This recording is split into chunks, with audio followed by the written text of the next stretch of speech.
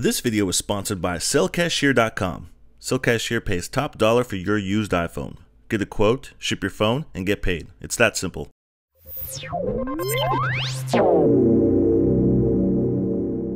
What's up, Geeksters? It's me, Omar from geeksterlabs.com. How you guys doing today?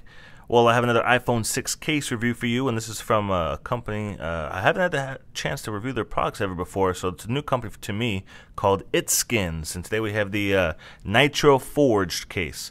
So, actually, ItSkins, if you guys want to check out a company that has tons of cases, go to itskins.com, and they have a bunch of different cases. This is just one of them. They actually sent me a box with, like, I think about maybe 8 to 10 cases, so I'll be reviewing them little by little here and there. But basically, the Nitro Forged case is basically a soft TPU style case with aluminum bumpers, aluminum top and bottom crowns is what it is. And it doesn't require any kind of screws or anything like that. It just uses like little plastic, I don't even know what you would call them. They're just little pieces that go into here and they lock them into place.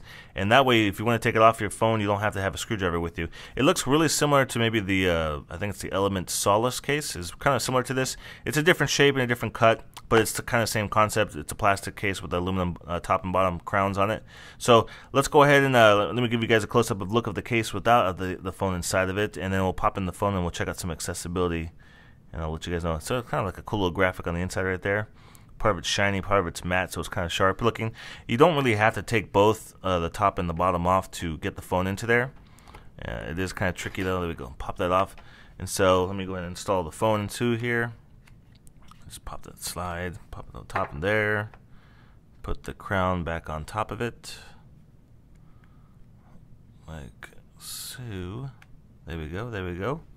And then here are the little plastic pieces, and it actually does include some extra little, whatever you want to call these little clips, if you will, in case you lose these, because these are very tiny and very easy to lose. So once you pop those into place, that's basically how it holds in the top, and it doesn't come off or feel like it's going to pop off accidentally. So interesting design. So let me give you some close-ups of it.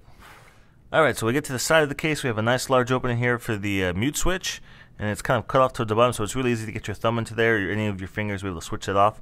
We have our up and down volume buttons that is being blocked off, but you can still feel it since this TPU material is so soft. It's easy to click through that.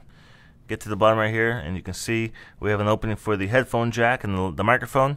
That's a pretty small opening though. If you have a pair of Apple headphones, that should be fine to fit in there. If you have a pair of headphones that are slightly larger than that, it's probably not going to fit in there. You might need to use an adapter to get your headphone port or plug into there. The lightning connector is pretty large. It's pretty, as far as height goes, it's pretty good. I did notice that some of my lightning connectors that aren't the same size as the ones from Apple, that are a little bit wider, weren't able to fit in there. So that may be an issue depending on what kind of cables you use. But for the most part, I think that the opening is pretty good size. And then we have our opening here for the speaker. Get to the slide, and the sleep wake button here is also covered up, but you can still click it really easily through that TPU material, so that's pretty nice. Get to the back of the case, we have a nice large opening for the camera, secondary microphone, and the flash, and it's enough space right there so the flash doesn't bounce off the edge of the case. You can see it's not a very thick case at all. You can see the thickness right there on the side.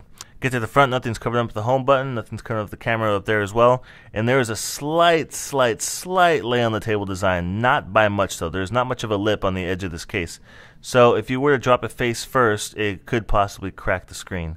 But you can see right there the edge, there's a tiny bit of edge, but not by much. So if it did fall face flat, it could possibly, especially since this material is a little bit softer, it could possibly crack the screen. So just something to keep in mind. But overall, it has this nice matte finish to it, but it does get a little bit of fingerprints on it. You can see like that oily kind of look to it. So that's something I know that some people that bugs the heck out of them. So I just want to make sure I point that out, because since it is a matte finish, it is kind of obvious to see some of those oily kind of marks that come off from your fingerprints and such. But overall, guys, it's a sharp-looking case. It does retail for $70, $69.90 on ItSkins website. So it's slightly a pricey case. I guess the premium part of having the aluminum is probably why the price is in there. But everything else is just, it's TPU. It's just plastic. So that's one thing to consider. It's not a cheap case by any means. On average, I would think most average cases are about $35 or so. So this is about double that price. So there are a couple of other colors you can pick from. I have the gold right here, but they also have like a red, like a smoke or a gray, a black. and another color it's not coming to my mind right now, but there's about 5 or 6 colors you can pick from in this particular design, and they may add more colors in the future as well. But overall, it's an interesting case, and from a new company I've never worked with before, so I'm looking forward to seeing some more of their products. And like I said, they sent me a big box of a bunch of these to test out, so this is just one of, like, I think maybe 8 or 10 cases that I have. So anyways, guys, that's it for me today. If you have any questions about this product, please post those down below. I read each and every comment on all of my videos, and I will do my best to get back to you as quick as possible. If you enjoy this video, make sure you give it a thumbs up down below as well.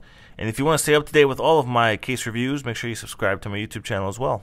And as always, guys, make sure you stop by geeks4labs.com for the latest in tech news and video reviews. And I will see you in the next video review.